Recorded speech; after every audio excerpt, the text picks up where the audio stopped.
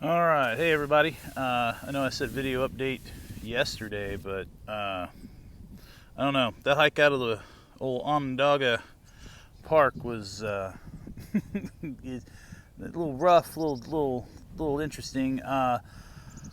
Originally, I was going to keep heading south out of the park and go into Steelville, but looks a little desolate for a while down there, and I needed a food restock, so I kind of kicked it back up north.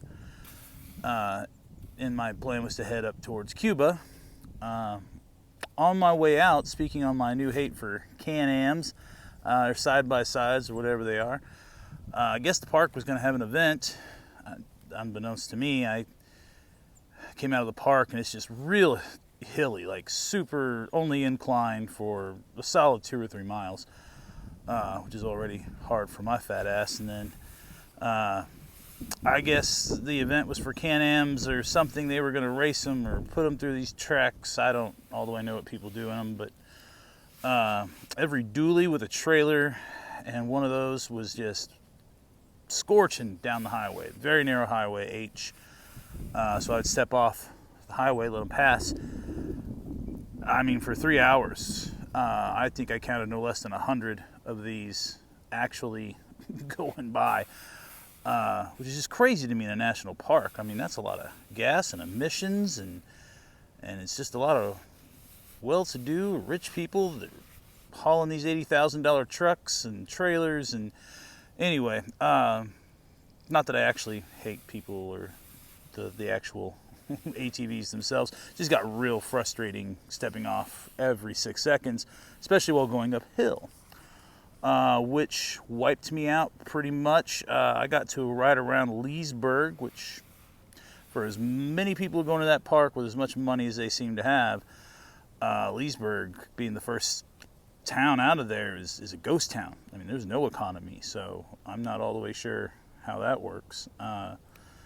Rusted out water tower and a lot of trailers, but as I was in fatigue mode and kind of debating just how far I was going to make it, old man pulls up in an old Impala and asked if I wanted to ride, and in my tired mind I assumed that was a good idea. He's a little older than me. I feel like I can handle it if something goes wrong.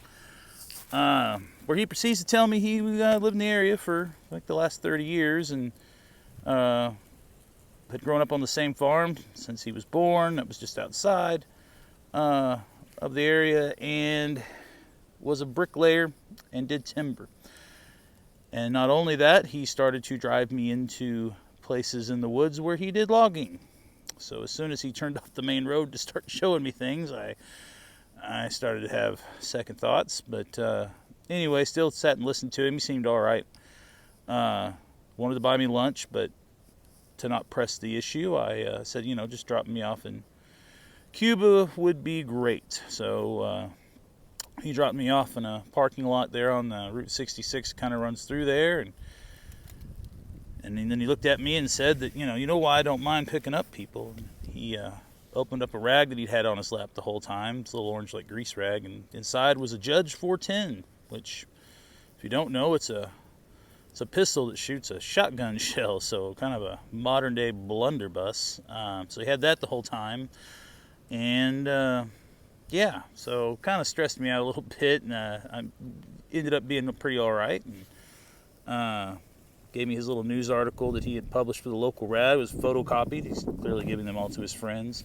I'd post it, but it's just a lot of rhetoric that we've probably all heard and expect from this part of the country, and that guy that age. It wasn't hateful or political per se, but just kind of seemed to be the ramblings of a guy trying to reconcile his life and the way that things are going these days, which I can obviously sympathize or empathize with currently. So with all that being said, I ended up grabbing a hotel in Cuba and kind of recuperating. I was feeling a little under the weather. It was right next to a Walmart, so cheap way to restock food. And anyway, back out on the trail again, or whatever this is, up until I get to a real trail. Headed out towards St. James, so hopefully we get there. It's supposed to be only like 50 degrees tonight, so that'll be fun. And as far as camping, and then tomorrow rain, possibly. I don't know. We'll see. Plenty of rain gear, so it might be slow moving, but still super doable. Anyway, that's where we're at. That's where I'm going. I'll upload some pics of weird shit that I see. I just came up a stretch of road where a guy had no less than 5 or 6 signs posted on trees discussing his political views in red and white paint. We are in Trump country, so pray for me.